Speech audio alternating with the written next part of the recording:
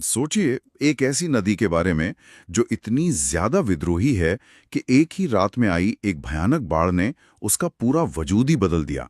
मतलब सदियों से वो नदी जिस गंगा की वफादार सहायक हुआ करती थी, एक प्रलयंकारी बाढ़ के बाद उसने अपना रास्ता मोड़ा और हमेशा हमेशा के लिए जाकर ब्रह्मपुत्र से मिल गई। हाँ बिल्कुल। और भूगोल की दुनिया में इस घटना को हम रिवर इवल्शन या नदी मार्ग परिवर्तन कहते हैं। और ये इस बात का बहुत बड़ा सबूत है कि नदियाँ सिर्फ नक्शे पर खींची गई कोई नीली लकीरें नहीं हैं। मतलब वे एकदम जीवित, सांस लेती और लगातार बदलती हुई प्रणालियां हैं। एकदम सही कहा आपने। और आज के इस डीप डाइव का हमारा मुख्य मकसद भी इन्हीं जीवित प्रणालियों, मेरा मतलब है भारत के अपवाह तंत्र और नदियों की दुनिया को डिकोड करना है, खासकर उन लोगों के लिए जो यूपीएससी, यूपीपीसीएस, एसएससी या रेलवे जैसी परीक्षाओं की तैयारी कर रहे हैं। सिंधु नदी तंत्र, इंडस रिवर सिस्टम। हाँ, इसकी कहानी ना तिब्बत के रहस्यमय पठार से शुरू होती है। मानसरोवर झील के पास बोखरचू ग्लेशियर से ये नदी जन्म लेती है और इसकी कुल लंबाई लगभग 2880 किलोमीटर है। लेकिन देखिए, परीक्षाओं के लिहाज से इसका जो भारतीय सफर है ना, वो सबसे अहम है। बिल्कुल, भारत में सिंधु नदी लगभग 1114 किलोमीटर का सफर तय करती है। ये लद्दाख के दमचोक इलाके से भारत में प्रवेश करती है। और यहाँ ना एक ऐसा भौगोलिक तथ्य है जो अक्सर नक्शे को ध्यान से न देखने पर लोगों से छूट जाता है। वो कौन सा तथ्य है? वो ये कि प्रसिद्ध लेह शहर सिंधु नदी के बिल्कुल दाईं तट पर बसा हुआ है। इसके बाद ये नदी जास्कर और लद्दाख पर्वत श्रेणियों की कठोर चट्टानों को चीरती हुई एक गहरी खाई बनाती है और फिर आगे पाकिस्तान में प्रवेश कर जाती है। अच्छा, सिंधु की बात हो रही है और पंचनद का जिक्र ना हो ऐसा तो हो ही नहीं सकता। मतलब झेलम, चेनाब, रावी, ब्यास और सतलुज। बिल्कुल, ये बहुत महत्वपूर्ण है। और इन बाएं तट की नदियों को उत्तर से दक्षिण के सही क्रम में याद रखना ना अक्सर छात्रों के लिए एक सरदर्द बन जाता है। लेकिन हमारी अध्ययन सामग्री में इसके लिए एक बहुत ही शानदार ट्रिक दी गई है। हाँ, वो ट्रिक मुझे भी बहुत पसंद है। बस एक लाइन याद रखनी है, सिंधु ने झेला चिनाब का रोब व्यास और सतलुज के साथ। इस ट्रिक की संरचना बहुत ही वैज्ञानिक है। चलिए मैं इसे थोड़ा खोल कर समझाती हूँ। बिल्कुल। देखिए, झेला से बनती है झेलम नदी जो कश्मीर घाटी की जान है। बिल्कुल। इसका उद्गम पीर पंजाल के पास वेरीनाग झरना से होता है और ये खूबसूरत वूलर झील से होकर गुजरती है। फिर आता है चेनाब का नाम, जो सिंधु की सबसे बड़ी सहायक नदी है। रॉब से हम रावी नदी को याद रख सकते हैं, जो हिमाचल के रोहतांग दर्रे से निकलती है। और व्यास से तो स्पष्ट रूप से व्यास नदी है ही। हाँ, और अंत में सतलुज, जो तिब्बत के राकसताल से एक लंबी यात्रा करके आती है। मुझे ना हमेशा से ये लगता था कि ये पांचों नदियां, जिन्हें हम पंजाब की जीवन रेखा कहते हैं, वो अंततः पाकिस्तान में जाकर ही सिंधु से मिलती हैं। लेकिन परीक्षाओं में अक्सर एक सवाल फंसाने के लिए पूछा जाता है। अच्छा, कौन सा सवाल? कि इनमें से कौन सी नदी पूरी तरह से भारत के भीतर ही बहती है और कभी पाकिस्तान की सीमा में प्रवेश नहीं करती। ये एक बहुत ही क्लासिक सवाल है और इसका सीधा सा जवाब है ब्यास नदी। अगर आप इसके मार्ग को ध्यान से देखें ना, तो ब्यास नदी रोहतांग दर्रे के पास से निकलती है और पूरी तरह भारत में बहते हुए पंजाब के हरिके नामक स्थान पर सतलुज नदी में विलीन हो जाती है। मतलब ये अपना स्वतंत्र अस्तित्व भारत में ही समाप्त कर लेती है। बिल्कुल सही। और यहीं से एक और शानदार फैक्ट जुड़ता है। इसी हरिके संगम से भारत की प्रसिद्ध इंदिरा गांधी नहर निकलती है, जिसने राजस्थान के रेगिस्तान को हरा भरा कर दिया है। हाँ, नदियों का ये नेटवर्क सच में किसी चमत्कार से कम नहीं है। तो अब इसी चमत्कार की सबसे बड़ी कड़ी, मतलब गंगा नदी तंत्र की ओर चलते हैं। 2525 किलोमीटर का विशाल सफर तय करने वाली भारत की सबसे लंबी नदी। गंगा की कहानी भी कम दिलचस्प नहीं है।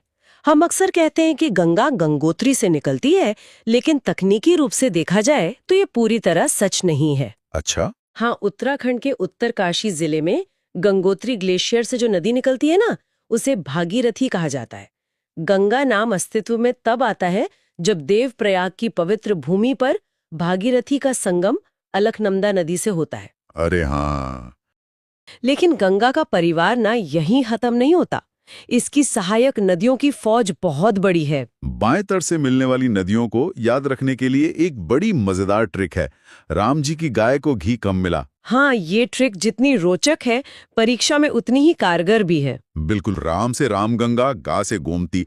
घाय से घाघरा और क से कोसी, जिसे बिहार का शोक भी कहते हैं क्योंकि ये अपना रास्ता बदलने के लिए कुख्यात है। और मिला से महानंदा, जो सबसे आखिरी बड़ी सहायक नदी है। हाँ, और गंगा की बाएं तट की नदियों में ना गोमती एक बहुत ही खास अपवाद है। वो कैसे? गोमती एकमात्र ऐसी सहायक नदी है जिसका उद्गम किसी पहाड़ या ग्लेशियर से नहीं होता, बल्कि ये सीधे मैदानी क्षेत्र से निकलती है। पर ये कैसे संभव है? मतलब बिना पहाड़ के नदी का जन्म कैसे हो सकता है? ये जमीन के नीचे के जलस्तर यानी ग्राउंड वाटर के कारण होता है। उत्तर प्रदेश के पीलीभीत जिले में एक दलदली क्षेत्र है जहां फुल्लर झील स्थित है। वहां भूजल का स्तर इतना ऊंचा है कि पानी फूटकर बाहर आता है और एक नदी का रूप ले लेता है। अरे वाह! हाँ, यही कारण है कि गोमती एक मैदानी नदी है और ये तथ्य परीक्षाओं में बार बार MCQ के रूप में सामने आता है। ये सच में हैरान करने वाला विज्ञान है। हाँ। अच्छा, चलिए अब दाएं तट की ओर नजर डालते हैं। यहाँ यमुना सबसे लंबी सहायक नदी है, जो यमुनोत्री से निकलकर प्रयागराज में गंगा से मिलती है। और एक दिलचस्प नदी है सोन, जो अमरकंटक के पठार से निकलकर उत्तर की ओर बहते हुए सीधे पटना के पास गंगा में विलीन हो जाती है। बिल्कुल। और गंगा के इन उपजाऊ मैदानों से निकलकर अब हमें उस नदी की ओर रुख करना चाहिए जो किसी जासूस की तरह व्यवहार करती है। जासूस? हाँ, क्योंकि हर अंतर्राष्ट्रीय सीमा पार करते ही वो अपना नाम, अपना रूप और अपनी पहचान बदल लेती है। मैं बात कर रही हूँ ब्रह्मपुत्र की। ओहो, ये तो मेरी पसंदीदा नदी है। इसका सफर तिब्बत के चेमा युंगडुंग ग्लेशियर से शुरू होता है। वहां इसे सांगपो कहा जाता है, जिसका अर्थ होता है शुद्ध करने वाली। हाँ, और इसके बाद ये हिमालय के समानांतर पूर्व की ओर बहती है। फिर नामचा बरवा पर्वत के पास ये अचानक एक तीखा यू टर्न लेती है और अरुणाचल प्रदेश में यांग्याप दर्रे के माध्यम से भारत में प्रवेश करती है। और यहीं पर इसे इसका दूसरा नाम मिलता है, दिहांग। बिल्कुल। और मैंने देखा है कि अक्सर छात्र परीक्षा में ये गलती करते हैं कि अरुणाचल में प्रवेश करने वाली नदी को वे सीधे ब्रह्मपुत्र टिक कर देते हैं, जबकि वहां इसका आधिकारिक नाम दिहांग ही है। राइट। और असम की घाटी में पहुंचकर जब इसमें लोहित और दिबांग नदियां मिलती हैं, तब जाकर ये अपना विशाल आकार लेती है और इसे ब्रह्मपुत्र पुकारा जाता है। और जासूसी का आखिरी पड़ाव तब आता है जब ये बांग्लादेश की सीमा में प्रवेश करती है। हाँ, वहां इसे जमुना के नाम से जाना जाता है। और अंत में यही जमुना गंगा नदी के साथ मिलकर दुनिया का सबसे बड़ा डेल्टा, सुंदरवन डेल्टा बनाती है। बांग्लादेश में गंगा को पद्मा कहते हैं ना? बिल्कुल। और पता है, ब्रह्मपुत्र नदी अपने आप में इतनी विशाल है कि असम में ये दुनिया का सबसे बड़ा नदी द्वीप माजुली द्वीप बनाती है। ये मुझे हमेशा से अजीब लगता है। मतलब एक नदी के बीच में इतना बड़ा द्वीप, ये कैसे होता है? देखिए, जब नदी हिमालय से नीचे असम के समतल मैदान में आती है तो उसकी गति अचानक बहुत धीमी हो जाती है। अब नदी अपने साथ जो भारी मात्रा में मिट्टी और गाद लाती है, वो उसे आगे बहा नहीं पाती और बीच में ही जमा करने लगती है। अच्छा। तो सदियों तक ये गाद जमा होते होते एक विशाल द्वीप का रूप ले लेती है, जिसे आज हम माजुली के नाम से जानते हैं। कमाल का मैकेनिज्म है। और ब्रह्मपुत्र की सहायक नदियों को याद रखने के लिए भी एक छोटी सी ट्रिक है। लोहित और दिबांग ने धन कमाकर मानस और तीस्ता को दिया। हाँ, मतलब लोहित, दिबांग, धनसिरी, कामेंग, मानस और तीस्ता लोहित को अपनी लाल मिट्टी के कारण खूनी नदी भी कहते हैं। बिल्कुल। और यहाँ हमारी चर्चा उस हुक से जुड़ती है जो हमने शुरुआत में तीस्ता नदी के बारे में दिया था। अरे हाँ, वो 1787 की प्रलयंकारी बाढ़ की कहानी। कि तीस्ता अचानक ब्रह्मपुत्र से कैसे जुड़ गई? मैं बताती हूँ। 1787 से पहले तीस्ता नदी दक्षिण की ओर बहते हुए सीधे गंगा में मिलती थी, लेकिन उस साल सिक्किम और उत्तरी बंगाल में भयानक बारिश हुई और भूकंप के झटके भी महसूस किए गए। तो इन भूगर्भीय हलचलों और बाढ़ के भारी मलबे ने तीस्ता के पुराने मार्ग को पूरी तरह से ब्लॉक कर दिया। अब पानी को कोई ढलान चाहिए था, तो टेक्टोनिक झुकाव के कारण पानी ने दक्षिण पूर्व की ओर एक नया रास्ता बनाया और जाकर ब्रह्मपुत्र में मिल गई। बाप रे, ये तो रोंगटे खड़े कर देने वाली घटना है। ये दिखाता है कि प्रकृति के सामने हमारे नक्शे कितने बेबस हैं। तो अब तक हमने उन युवा, तेज तर्रार और चंचल हिमालयी नदियों को देखा जो ग्लेशियरों के फिक्स डिपॉजिट पर पलती हैं। लेकिन अब अगर हम दक्षिण भारत की ओर प्रायद्वीपीय पठार की ओर चलें तो कहानी पूरी तरह बदल जाती है। हाँ बिल्कुल। प्रायद्वीपीय भारत की नदियां हिमालय की नदियों से लाखों साल पुरानी हैं। मतलब उन्होंने अपने रास्तों को इतनी गहराई तक काट लिया है कि अब वो एक तय मार्ग पर ही बहती हैं। वे हिमालयी नदियों की तरह चंचल नहीं है। लेकिन यहाँ मेरे दिमाग में हमेशा एक कंफ्यूजन रहता है। कैसा कंफ्यूजन? दक्षिण भारत का जो पूरा प्रायद्वीपीय पठार है वो पश्चिम से पूर्व की ओर झुका हुआ है, यानी बंगाल की खाड़ी की तरफ। तो गुरुत्वाकर्षण का सीधा नियम तो यही कहता है कि सारी नदियों को पूर्व की ओर ही बहना चाहिए। फिर ये नर्मदा और तापी जैसी नदियां गुरुत्वाकर्षण को चुनौती देकर पश्चिम की ओर अरब सागर में क्यों गिरती हैं? हाँ, ये सवाल बहुत से छात्रों को परेशान करता है, पर इसका जवाब ढलान में नहीं बल्कि भूविज्ञान में छिपा है। नर्मदा और तापी नदियां ना पठार के सामान्य ढलान पर नहीं बहती, वे भ्रंश घाटी या रिफ्ट वैली में बहती हैं। अच्छा, ये भ्रंश घाटी क्या होती है? देखिए, जब पृथ्वी के भीतर टेक्टोनिक प्लेट्स में खिंचाव होता है तो जमीन का एक हिस्सा टूटकर नीचे धंस जाता है, जिससे एक गहरी खाई बन जाती है। नर्मदा और तापी इसी गहरी खाई के भीतर बहती हैं और इन खाइयों का ढलान पश्चिम की ओर है। ओह, इसलिए वे बाकी पठार के विपरीत दिशा में बहती हैं। अब समझ में आया। और इसी से जुड़ा एक और सवाल है जो मुझे हैरान करता है। पूछिए। पूर्व की ओर बहने वाली नदियां बड़े बड़े और उपजाऊ डेल्टा बनाती हैं, लेकिन ये पश्चिम की ओर बहने वाली नदियां डेल्टा नहीं बनाती। वे सीधा समुद्र में गिरकर ज्वारन नदमुख या एस्चुरी बनाती हैं। और पश्चिम की ओर बहने वाली नदियों को याद रखने के लिए एक छोटी और मीठी ट्रिक है, समानता का नियम। स से साबरमती, मा से माही, न से नर्मदा और ता से ताप्ती। बिल्कुल, नर्मदा तो मध्य प्रदेश की जीवन रेखा है।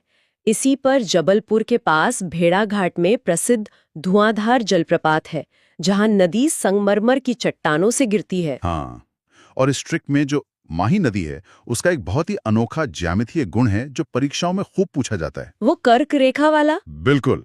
माही भारत की एकमात्र ऐसी नदी है जो कर्क रेखा को 2 बार पार करती है। पहले ये उत्तर की ओर बहती हुई रेखा को काटती है, फिर एक यू टर्न लेकर वापस दक्षिण की ओर आते हुए उसे दोबारा काटती है। इसके अलावा अरावली पर्वत से निकलने वाली लूनी नदी का जिक्र करना भी जरूरी है। वो तो अंतस्थलीय अफवाह का हिस्सा है ना? हाँ, ये एक ऐसी नदी है जिसे समुद्र नसीब ही नहीं होता। ये बहती तो है, लेकिन राजस्थान और गुजरात के बीच कच्छ के रण के दलदल में जाके लुप्त हो जाती। चलिए, अब पूर्व की ओर बहने वाली प्रायद्वीपीय नदियों की बात करते हैं। इनमें महानदी, गोदावरी, कृष्णा और कावेरी मुख्य हैं। महानदी का डेल्टा बहुत उपजाऊ है और इसी पर दुनिया का सबसे लंबा मिट्टी का बांध हीराकुंड बांध स्थित है। हाँ, और इसके बाद आती है प्रायद्वीपीय भारत की सबसे लंबी नदी गोदावरी। इसकी लंबाई 1465 किलोमीटर है। आकार और विस्तार के कारण इसे दक्षिण गंगा या वृद्ध गंगा भी कहा जाता है। और इसकी सहायक नदियों की लिस्ट भी काफी लंबी है। इंद्रावती, प्राणहिता, वर्धा, वेनगंगा और मंजीरा। गोदावरी के बेसिन को समझना बहुत महत्वपूर्ण है। इसके बाद कृष्णा नदी का नंबर आता है, जिस पर प्रसिद्ध नागार्जुन सागर बांध बना है। और कृष्णा की सहायक नदियों की भी एक ट्रिक है हमारे पास। हाँ, कृष्णा के घाट पर माल देखकर भीम ने कोयना को मुंसी और दूध दिया। मतलब घाट प्रभा, माल प्रभा, भीमा, कोयना, मुंसी और दूधगंगा। ये ट्रिक्स परीक्षा के दबाव में बहुत काम आती हैं। बिल्कुल आती हैं, लेकिन इन प्रायद्वीपीय नदियों के बीच एक बहुत ही खास अपवाद है जिसने भूगोलवेत्ताओं को हमेशा चौंकाया है। कावेरी नदी? हाँ, आमतौर पर प्रायद्वीपीय नदियां सिर्फ बारिश पर निर्भर होती हैं और गर्मियों में उनका जलस्तर बहुत कम हो जाता है, लेकिन कावेरी साल भर पानी से लबालब रहती है। पर ऐसा क्यों? इसे तो कोई ग्लेशियर भी पानी नहीं दे रहा है। इसका रहस्य मॉनसून के दोहरे खेल में छिपा है। देखिए, जब गर्मियों में दक्षिण पश्चिम मॉनसून आता है तो इसके ऊपरी हिस्से यानी कर्नाटक में भारी बारिश होती है। अच्छा। और जब सर्दियों में मॉनसून लौटता है, जिसे हम उत्तर पूर्वी मॉनसून कहते हैं, तो इसके निचले हिस्से यानी तमिलनाडु में झमाझम बारिश होती है। ओह, तो मतलब कावेरी को साल में 2 बार दोनों तरफ से मॉनसून का आशीर्वाद मिलता है। एकदम सही।